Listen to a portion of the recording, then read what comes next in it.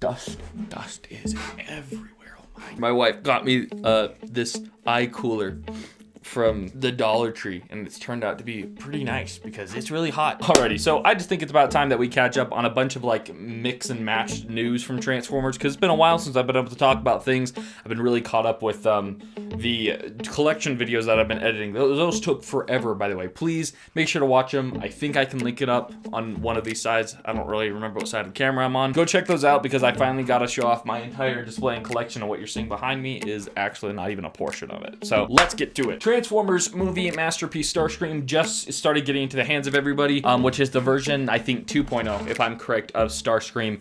And a lot of people are really happy with him. A lot of people are saying he's a great figure and that he looks super tune accurate, and we knew based off the promo images that he would be. I, for one, am not interested in Starscream that much. I don't like the G1 design. Matter of fact, I don't really care for any of his designs from any of the movies, if I'm being honest. I actually brought this up because a lot of reviewers getting him in hand are talking about all the things they really love about him, also mentioning that they like how good his articulation is. And I know this is a massive nitpick thing, and I hate to start this video off on a bad note, but I hate it when people say that figures like Masterpiece 2.0 Starscream have good articulation. He doesn't even have a waist swivel. Guys, it's 2021. There should not be a Transformer without a waist swivel. And this is a Masterpiece figure. This is one of the most expensive Masterpiece figures to come out too. Anywhere I look online right now, it's like $270 or something crazy like that, which means that this thing kind of should be borderline perfect. I just wanted to mention that if any figure does not have a waist swivel, it doesn't have great articulation, or even close to great articulation. That is literally a fundamental part of a figure having even decent articulation, is the fact that it needs to be able to swivel its waist. And I understand some Transformers don't really allow it, but in this case, I don't care. It's a Masterpiece. It's not a Chug figure or for Cybertron or Studio Series figure. If you create a transformation that does not allow for it to have a waist swivel, redesign the transformation. That's the way I see it. This chair is so squeaky. Next up, Hasbro finally just unveiled their new Studio Series reveals. Finally, about time. And no, I'm not talking about Studio Series 1986 reveals. I'm talking about actual Bayverse reveals, and I put reveals in quotation marks because those who have been following the forums know that these figures were leaked like literally a month ago, and matter of fact, most of them are actually showing up in stores. Hasbro has gotten really bad about their revealing game, which is something I wanted to talk about really quick. It's kind of frustrating how bad Hasbro's gotten at it, because what would happen is initially 1 or 2 years ago, like before the pandemic, Hasbro would usually take their opportunity to reveal their new figures at like Comic-Con or different conventions like that, and sometimes the week or two before there would be quick leaks or things of various figures that'd be dropping. We'd get a quick look, like maybe a blurry pixelized image, and then we would discover a lot of new ones at the convention. And those days are apparently absolutely dead and completely gone, because now every single figure that we get revealed by Hasbro has been fully announced, shown in review videos, and are even in stores. They're in stores, guys. These figures are in stores, which in my opinion is just flat out lazy. Like, just reveal your figures. Get on your game, Hasbro. You're slacking off. And I like you, so don't make me not like you, or else. Alrighty, Transformers third party time, because there's a few different things that we need to talk about. It's getting warm. That's why I took it off. So the third party company, Devil Savior, finally has dropped the 5th component to their Masterpiece Devastator line, which is their troublemaker. And I actually just got it in the mail, and I'm really happy about it. But these two figures are basically Hightower and Buckethead that make up the left arm of Devastator. And they're actually some of my favorite figures out of the whole set yet. They look really good in all 3 of their modes, which is their combined, their vehicle, and their bot modes. Yeah, fantastic. In my opinion, dwarf the Studio Series figures, but it's worth mentioning that they're actually a lot smaller than I thought they'd be. They're the same size as the Studio Series figures. Right at the time that I got these figures as well, we got a new YouTube video that dropped from our Touch Color Toys, some Chinese YouTube channel or something like that, that basically showed off a production sample of the next component of Devastator, which is going to be, you know, Skipjack, who looks fantastic. And judging based off of the timeline of when he showed off the Hightower and Buckethead versus when we got it in stores, it sounds like it's probably going to be about 4 more months before we get Skipjack. Kind of a long time, but it's good to know.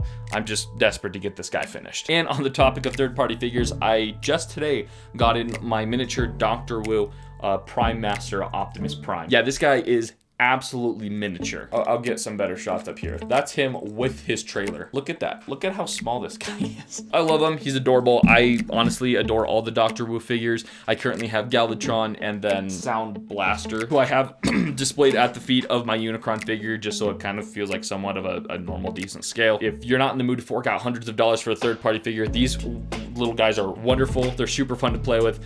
You know that I'm a sucker for small figures, and it's like 20 bucks, so like, why not? And while we're on the topic of Optimus Prime, we're now supposedly on a countdown to the release of the self-transforming Robosen Optimus Prime, which was, I believe, announced and set up for pre-order back in April, and it's supposedly having its first run release at the beginning of August. There's a little bit of confusion with this, and honestly, I'm one of the confused people, because what happened was the first batch of pre-orders allowed people to order it and said that it would be coming out in August, and then just a day later, when the pre-orders continued, a lot of them were saying that it would come out in October. What we're pretty sure happened is that the first batch is coming out in August, and then a second batch of the people who got a little bit later to the pre-orders will be getting them in October. I do keep getting a little bit nervous though, because people online just keep referencing the fact that it's coming out in October, so perhaps they changed the actual shipping date instead of having two batches. I don't really know. We also finally got our second promotional video on him, and by promotional I mean an actual YouTube reviewer getting his hands on him. This one was Optimus Prime, so thank you, my man, for dropping that video. And he showed off a lot of really sweet things about the figure, some things that I didn't know he could do. There's one thing though that I'm mainly wanting to talk about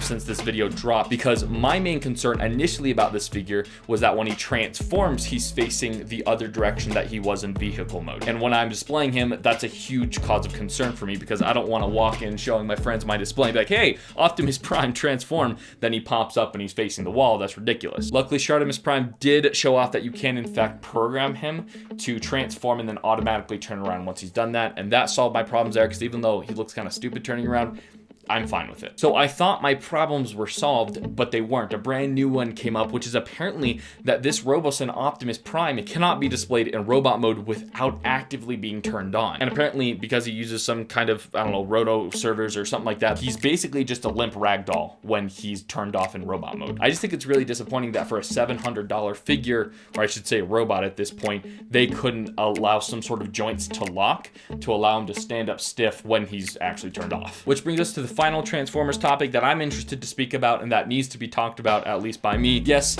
I know there is a new Transformers movie that's coming out summer of next year called Rise of the Beast. Just to give you my thoughts overall though, you guys know I'm not a huge Beast Wars fan. Matter of fact, I used to hate Beast Wars. I think it's such a weird thing. To this day, I think it is. The only redeeming qualities that I ever had about it was the fact that they dropped some pretty sweet toys in the Kingdom line, but they're still not my favorite. The nature of robots turning into organic looking animals is quite frankly gross to me, and it's weird. Dinobot, terrorize!